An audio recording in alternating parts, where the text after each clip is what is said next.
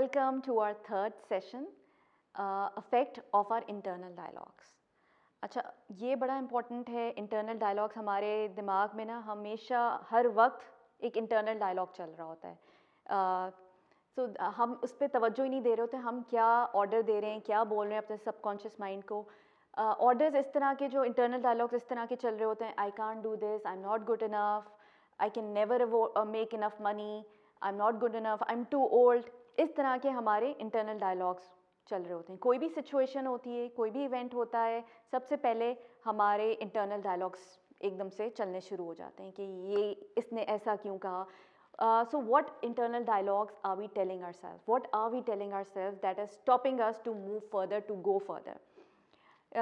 ये बहुत इम्पॉर्टेंट है।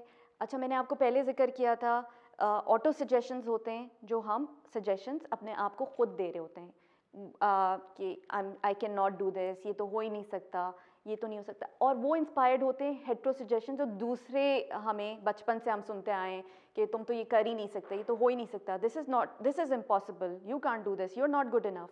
ये हम बचपन से हम सुनते आए हैं, कहीं ना कहीं, या दोस्त या फैमिली हमें सुनना पड़ रहा होता है ये वाले इंटरनल डायलॉग। अब ऑटो सजेशंस ये हैं कि you have the power to reject those hetero suggestions and have meaningful, powerful internal dialogues.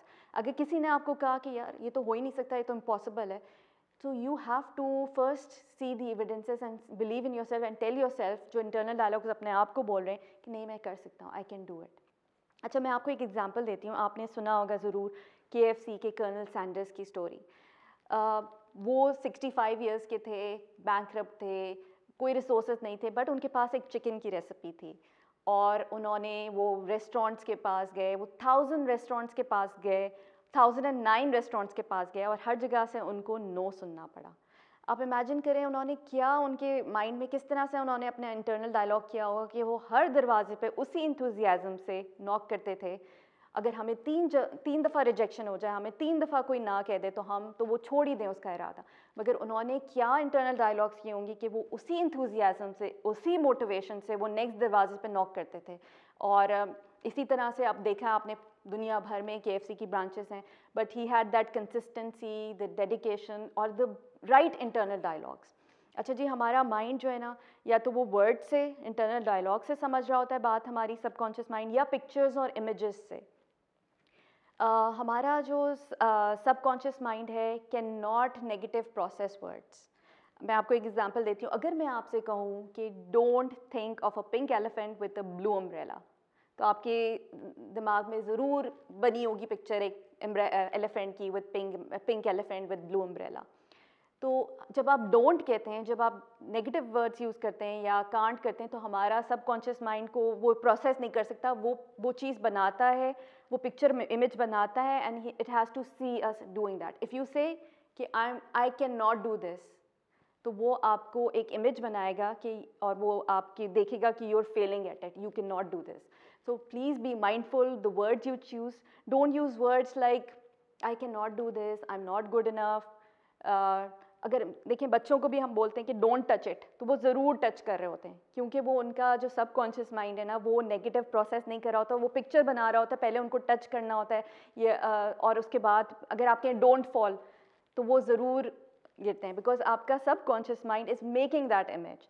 So be mindful of what you are telling your mind, what words you are using, and what kind of images you are giving, thinking about those images। तो ये इसका आपके पास 100% इख्तियार है, और अपने internal dialogues आप सोच समझ के यूज़ करें।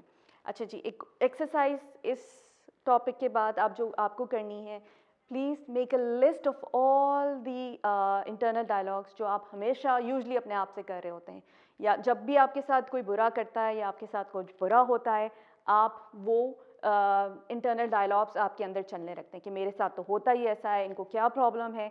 इस तरह की जो इंटरनल डायलॉग्स जब आप करेंगे, तो उसका इम्पैक्ट क्या होगा? You will feel resentment towards that person.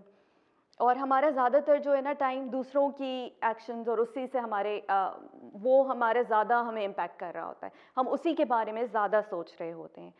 तो जब भी आप कि कोई आपके साथ बुरा करे या आपके साथ कुछ बुरा हो, तो you change your internal dialogues immediately and asks yourself something कि I can do this, I can overcome this problem.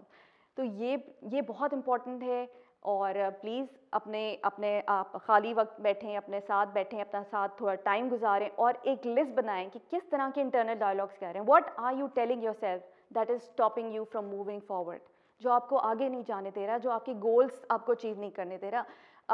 आप क्या अपने आप को हर वक्त बोलते रहते हैं, क्या आपके डायलॉग्स चलते रहते हैं.